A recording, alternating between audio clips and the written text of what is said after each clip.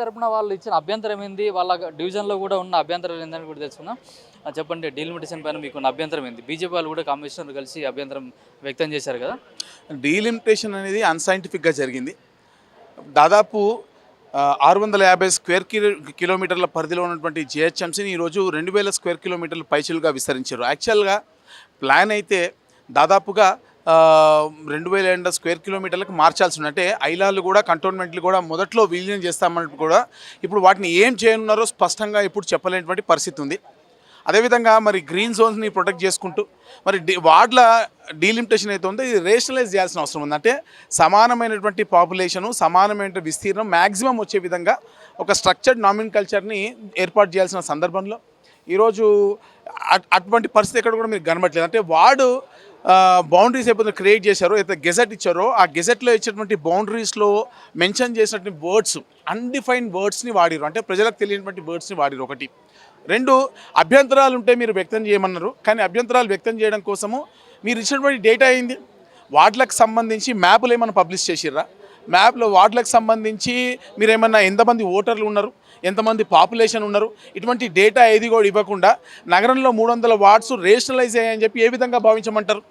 కేవలము ఒక వార్డుకి సంబంధించిన అభ్యంతరాలు మాత్రమే కాకుండా ఇది నగరానికి సంబంధించిన బెటర్ గవర్నెన్స్ కోసం మనం చేసేటువంటి ఒక ప్రక్రియ కాబట్టి ఈ బెటర్ గవర్నెన్స్ కోసం మనము చేపట్టాల్సినటువంటి చర్యల్లో భాగంగా అసలు అన్ని రేషనలైజ్ అయినాయి. ఓల్డ్ సిటీలో ఏమో చిన్నగా వచ్చి మిగతా దగ్గర పెద్దగా వస్తే దానివల్ల ఉపయోగం ఏముంది? కాబట్టి అన్నీ కూడా కొన్ని వార్డులేమో చాలా చిన్నగా అయినాయి, కొన్ని వార్డులేమో చాలా పెద్దగా అయినాయి.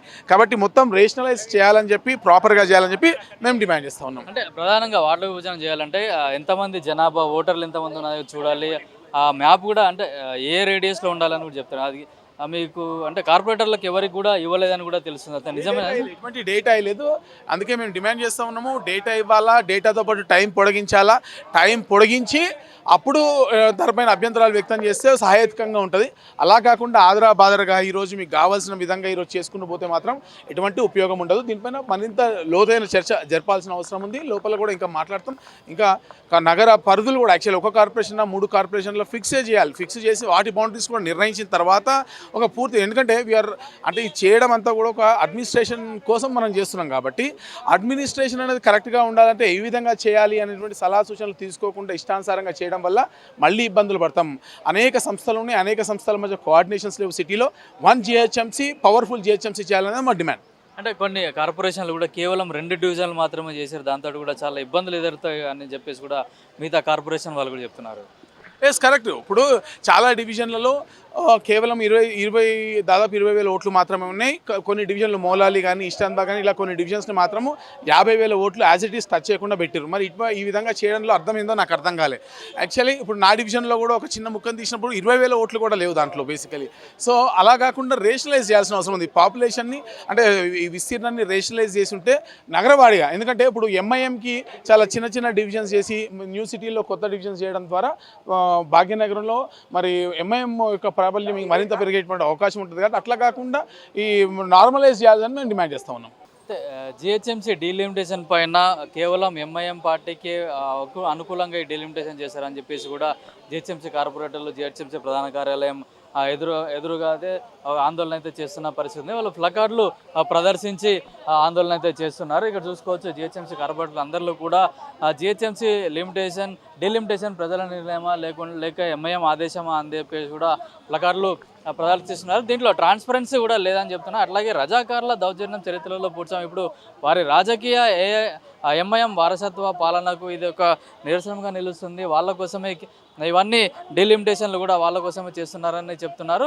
కేవలం అంటే కొన్ని డివిజన్లలో కూడా ఎక్కువ మైనార్టీ పాపులేషన్ ఉన్న వాళ్ళని కలిపి కూడా ఒక డివిజన్గా చేసినట్టుగా చెప్తున్నారు. మనతో మాట్లాడడానికి బీజేపీ కార్పొరేటర్లు చెప్పండి సార్, మీరు అంటే మీ అభ్యంతరం ఏంటి సార్?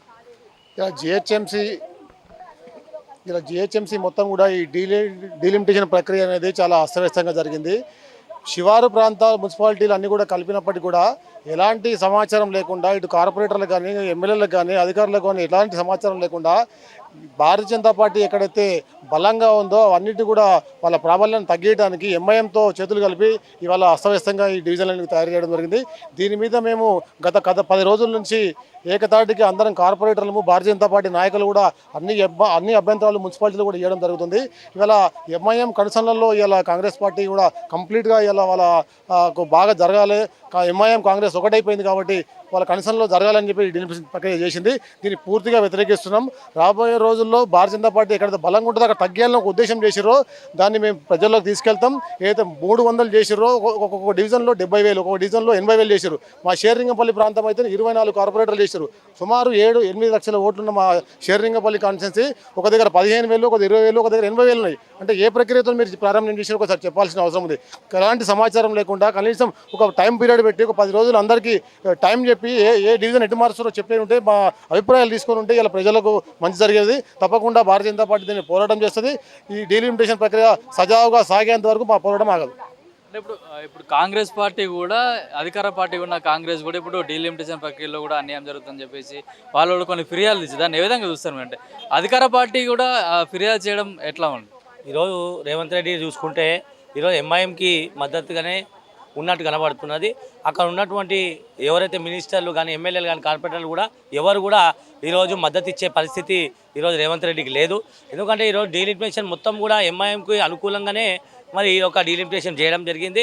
మా ఏరియాలో చూసుకుంటే కూడా ముషిరాబాద్ సంబంధించినటువంటిది ఏదైతే ఉందో దాన్ని సపరేట్గా ఎక్కడైతే ముస్లిం జనాభా ఉందో దాన్ని ఒక డివిజన్గా మార్చి, దాంతోపాటు ఏదైతే బాబూజీ నగర్ ఏదైతే ఉందో దాన్ని సపరేట్గా మార్చి, రామ్నగర్లో కూడా ఏదైతే ముస్లింకి సంబంధించినటువంటి ఉన్నారో వాళ్ళందరినీ కూడా సపరేట్ డివైడ్ చేసి ఈరోజు ఎంఐఎం ముషిరాబాద్లో కూడా ఒక 5 సీట్లు ఎంఐఎం గెలిచే విధంగా మరి ఈరోజు ఈ యొక్క విభజన చేయడం జరిగింది. కానీ మేము ఈ భారతీయ జనతా పార్టీ దీన్ని ఖండిస్తుంది. ఈరోజు రామ్నగర్, బాలింగంపల్లి ఏదైతే విభజన చేసినో ఇవన్నీ కూడా ఏవైతే ఉన్నాయో, కానీ మొత్తం ముషిరాబాద్లో చూసుకుంటే 3 డివిజన్లు మాత్రమే డీలిమిటేషన్ అయింది.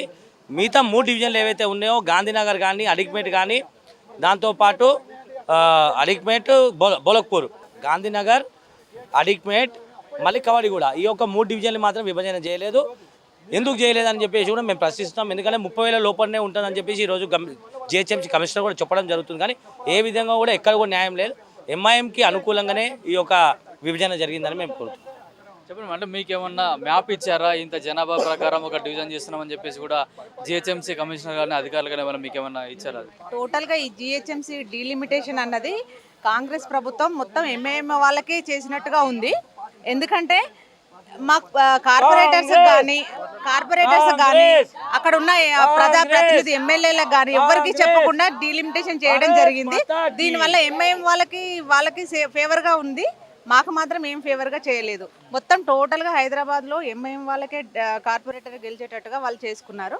దీనిపై మేము మళ్ళీ డీలిమిటేషన్ వార్డుల వైజ్గా మళ్ళీ పెంచాలని చెప్పేసి అంటున్నాం. బోడుప్పలు చూసుకుంటే ఎక్కువ జనాభా ఉంది, అక్కడ మొత్తం ఒకటే డివిజన్ చేశారు. అలాగే ఈ ఓల్డ్ సిటీలో చూసుకుంటే తక్కువ ఓటర్స్కి ఒక్కొక్క డివిజన్ చేశారు.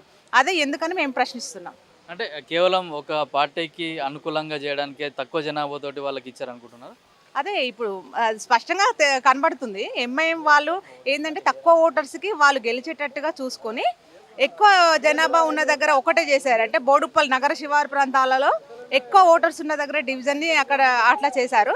ఇక్కడ ఓల్డ్ సిటీలో మాత్రం తక్కువ జనాభాకి చేసుకున్నారు. అంటే టోటల్గా హైదరాబాద్ మొత్తం ఎంఐఎం చేతిలో పెట్టినట్టు ఉంది కాంగ్రెస్ ప్రభుత్వం. నమస్తే, నేను గన్ఫండ్రీ కార్పొరేటర్ని. మరి మాకు ఒక బుక్లెట్ అందించారు. అందులో 1 to 300 వార్డ్స్ అనేది ఇచ్చారు. దానికి మించి ఒక మ్యాపింగ్ కానీ, ఒక డేటా కానీ, ఒక స్టాండర్డైజేషన్ కానీ ఏ రకంగా తీసుకుంటున్నారు ఏంటి అనేది మాట వరుసకు కూడా మా దగ్గర మాట్లాడలేదు, సలహాలు తీసుకోలేదు. ఇప్పుడు ఒక 1 వీక్ టైం ఇచ్చి సస్తావా బతుకుతావా అని పెట్టడం అనేది చాలా శోచనీయం. ఎందుకంటే మనకు 100 నుంచి 150 వార్డ్స్ అయినప్పుడు సుమారుగా 30 to 45 డేస్ పీరియడ్ ఇచ్చారు అప్లికేషన్స్కి కానీ, సలహాకి కానీ.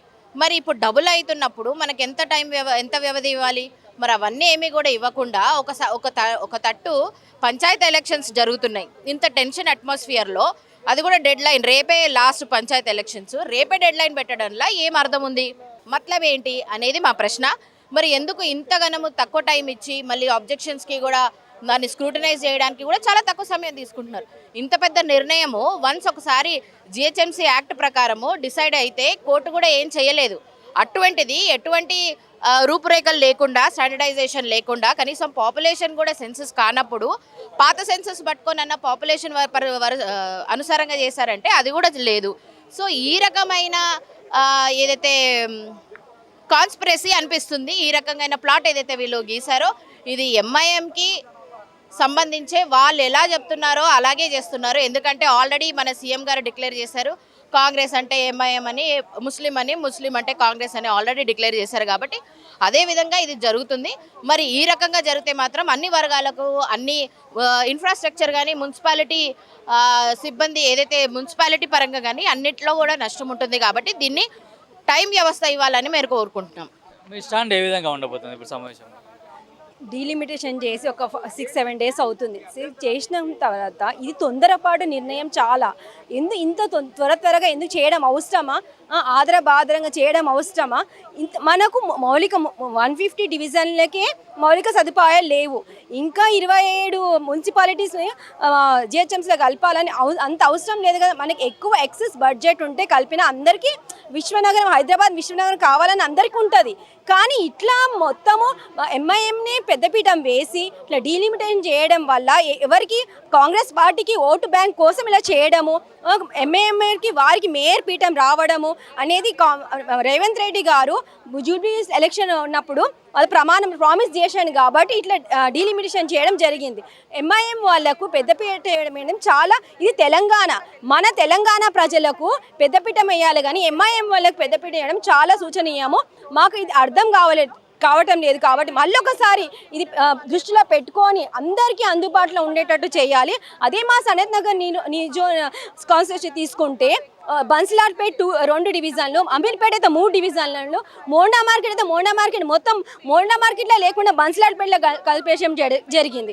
ఇలా వాళ్ళకు అనుకూలంగా చేసుకోవడం జరిగింది. ఎంఐఎం వాళ్ళకి ఇంతకుముందు 40 సీట్లు ఉంటే ఇప్పుడు 85 సీట్లు వాళ్ళు చేయడం జరిగింది. అది ఎంతవరకు కరెక్ట్ అని మేము అడుగుతున్నాం దీనికి.